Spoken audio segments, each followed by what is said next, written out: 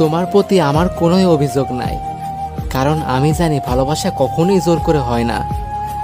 কিন্তু কষ্ট হয় এটা ভেবে, যদি ভাগ্য আমাদের সহায় হতো তাহলে হয়তো আমাদের গল্প অন্যরকম হতে পারত। হয়তো ভুলটা আমারই, ভুলটা ছিল ভাগ্যের উপর ভরসা করা। তোমাকে দোষ দিয়ে কী লাভ? ভালোবাসা তো ছিল সৎ, কিন্তু ভাগ্য ছিল খুবই নিষ্ঠুর। তাই আজকে আমাদের এই পরিণতি, তুমি একদিকে আর আমি আরেক দিকে।